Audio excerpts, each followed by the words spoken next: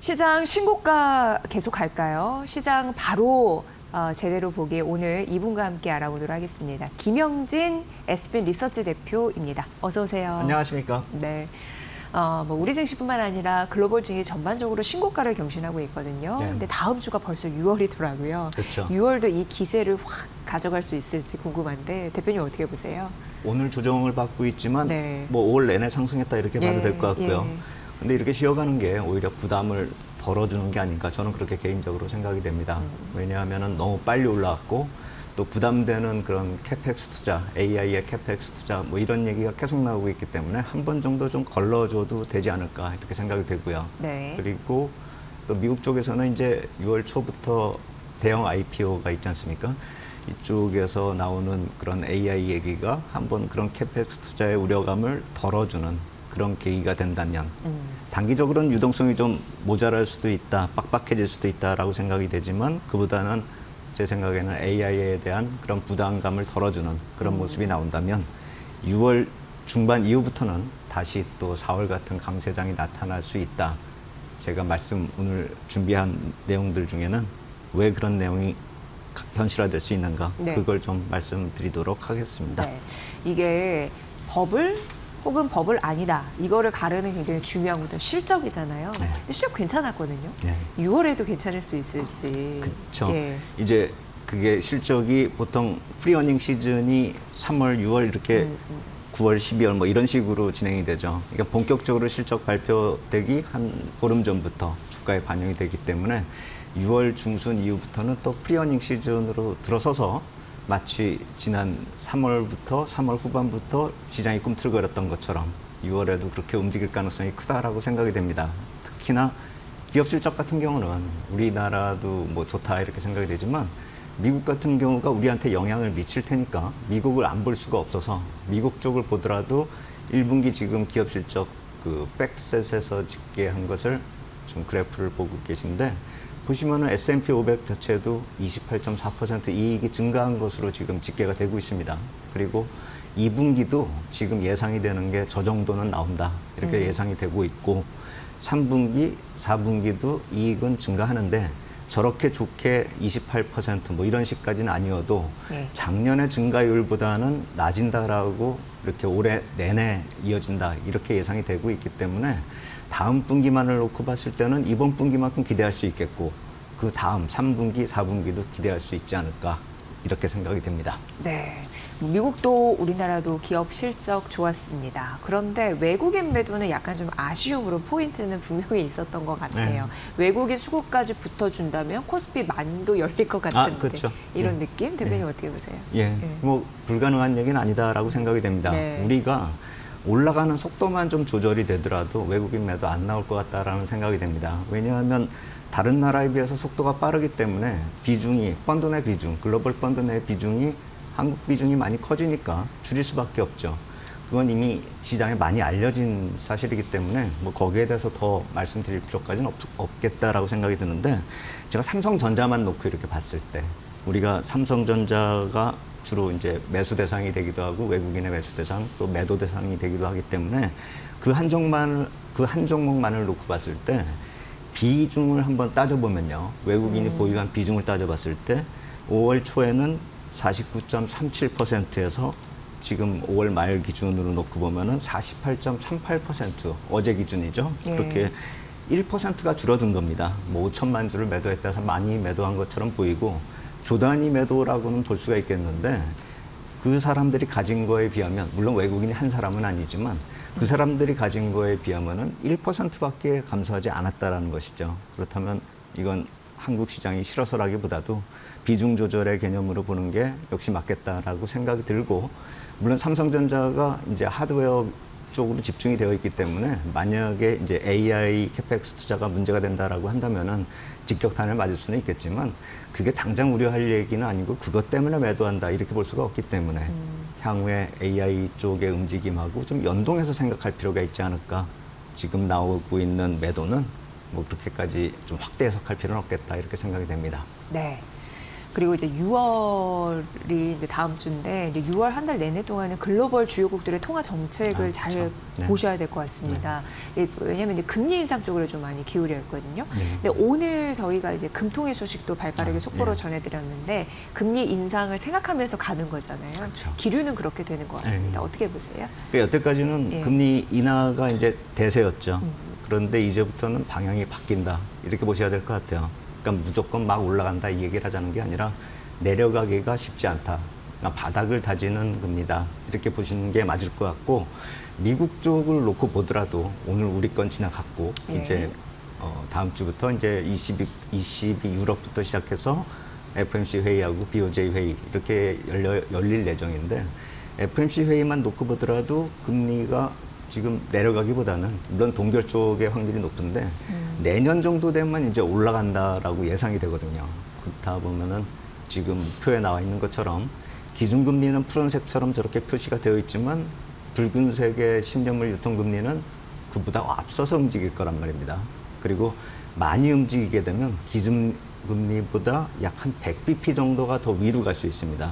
그렇다면 지금 기준금리가 350에서 375bp 여기다가 한 100bp 더하면은 상단을 놓고 봤을 때는 475 뭐 이 정도까지도 갈 수 있겠죠.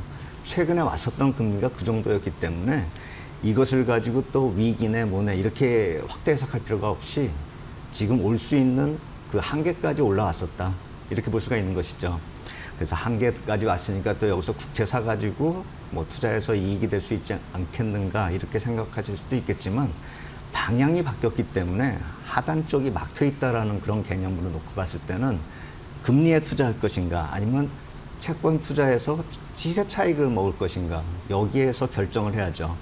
제가 봤을 때는 금리 4% 넘어서서 5%까지 가는 금리는 이 절대 수준 레벨을 놓고 봤을 때는 매력적이다 이렇게 생각이 됩니다.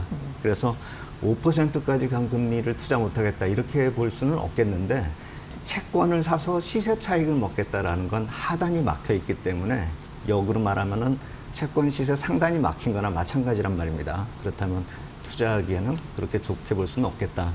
금리는 매력적이지만 채권 투자하기에는 좀 힘들어졌다. 이렇게 보시는 게 맞겠습니다. 네. 미국이 케빈 허시 신임 의장이잖아요. 네. 네. 이제 바뀌는데 금리 인하와 연준의 자산 축소 함께 가져가겠다라고 하는데 미국 시장에서 굉장히 관심 있게 바라보는 요인이 아닐까 싶습니다. 그렇죠. 우리도 관전 포인트가 이건 것 같고요. 예. 금리 인하하고 더불어서 이제 자산을 어떻게 가져갈 것인가 그게 두 가지죠. 네. 케빈 허시가 등장했을 때. 예. 근데 이제 케빈 허시가 이제 임명이 됐고 취임을 한 거죠. 그렇게 봤을 때는 이제 사람만으로 보는 건 사람이 들어서기 이전에는 사람을 위주로 볼 수가 있겠지만 이제부터는 경제 상황을 봐야죠. 케빈 허시 혼자서 다 결정을 할 수 있는 것도 아니고 상황 자체가 안 되면 못 하는 거죠.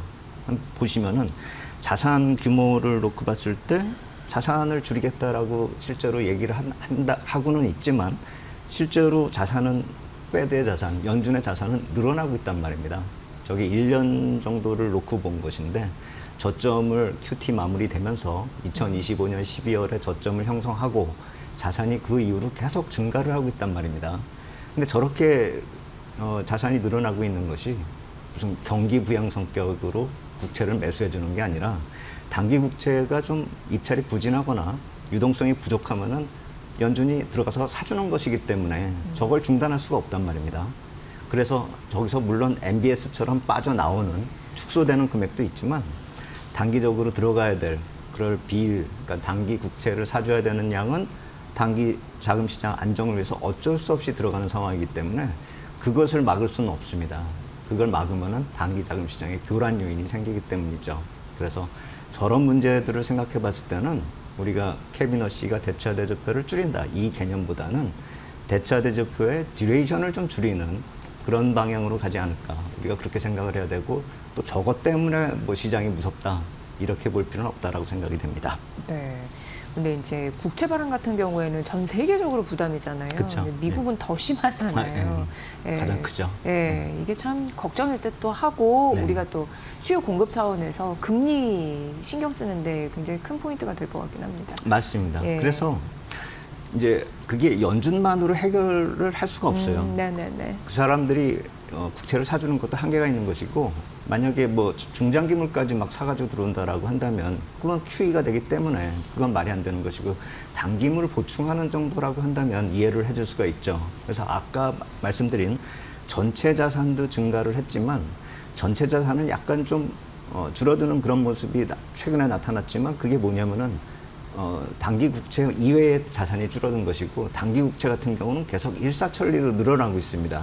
아까 봤었던 표에서 늘어났었던 금액이 한 1,700억 달러 정도가 늘어났는데, 실제로 같은 기간에 단기 국채 보유량은 한 2,000억 달러 정도가 늘어났단 말입니다. 그러면 단기 국채를 주로 사고 나머지 쪽은 아까 말씀드린 MBS 같은 모기지 같은 경우는 좀 팔았다, 이렇게 볼 수가 있겠죠.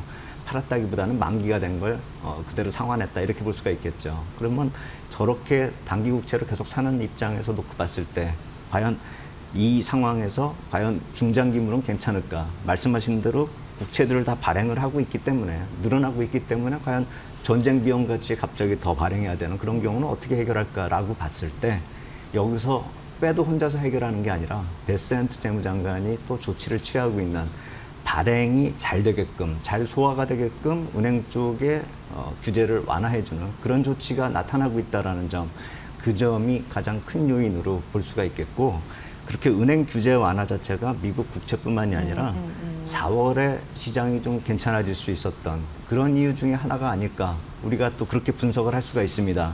실제로 놓고 보면은 규제 완화가 많이 진행이 됐기 때문에, 이 표에서 뜻하는 그 의미는 뭐냐면은, 위쪽에는 미국은행이고요, 아래쪽은 유럽은행입니다.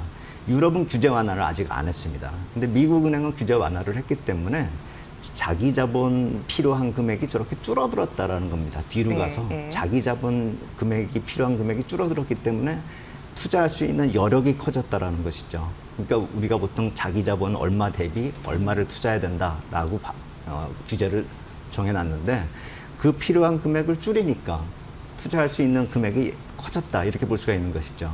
그렇게 늘어난 금액이 대강 지난 금액까지 올해 1, 2분기를 놓고 봤을 때 약 1조 달러 정도가 이미 시장에 풀렸다라고 보고 있습니다. 그런데 6월에 저런 정책이 또 추가적으로 시행될 가능성이 큽니다. 당장 6월 중순 이후부터가 그러한 정책이 언제 시행될지가 정해질 겁니다. 그렇게 본다면은 아마 길게 늦게 이렇게 시간이 요구되지 않을 것이기 때문에, 늦어도 6월 중순, 7월 초부터는 그게 시장에 반영이 된다라고 놓고 봤을 때, 전체적으로 약 2조 9천억 달러가 예상이 됐는데, 전반기에 1조에서 한 많아봐야 한 1조 3천억 정도 풀렸다라고 보고 있기 때문에, 뒤에 후반기 쪽에서 풀리는 자금이 상반기에 풀린 것보다 더 커질 수 있다라는 점, 그 점을 놓고 보면은 자산시장이 6월 이후에도 지금 조정을 보이고는 있지만 6월 이후에는 더 기대해 볼 수 있지 않을까. 실제 유동성은 그렇게 흐름이 정해지고 있다, 이렇게 보시면 될 것 같습니다. 네.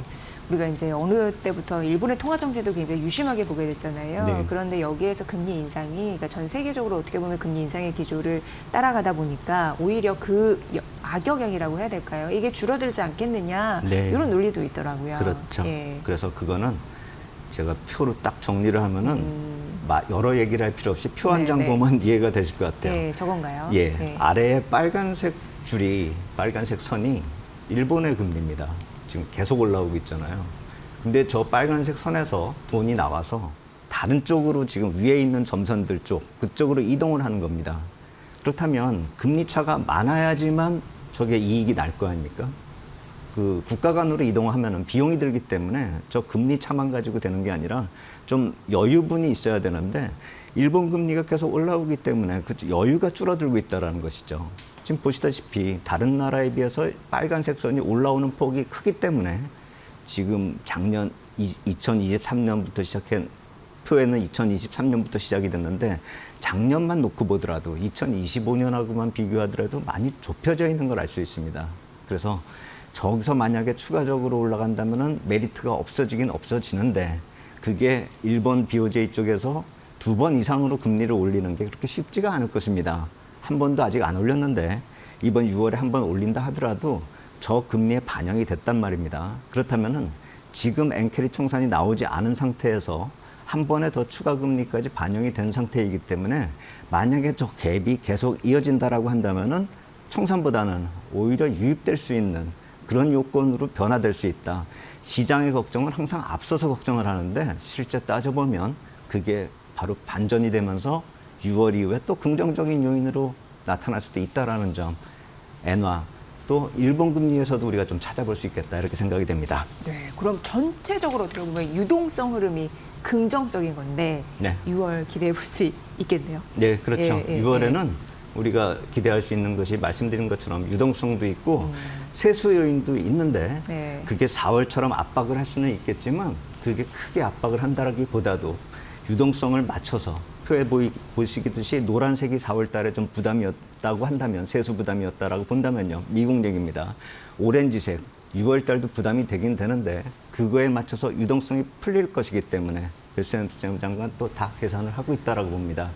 6월 장세는 4월 장세보다 더 강해질 수 있다라는 점 한번 생각해 볼 필요가 있겠다 이런 생각이 듭니다. 네, 지수적인 측면을 봤을 때 5월 강했는데 6월도 강세장이 가능할 수 있다는 근거 말씀해 주셨습니다. 네, 잘 맞습니다. 참고해서 지켜보면서 그에 맞게 투자 전략도 세워보겠습니다. 김영진 SP 리서치 대표의 분석이었습니다. 고맙습니다. 감사합니다.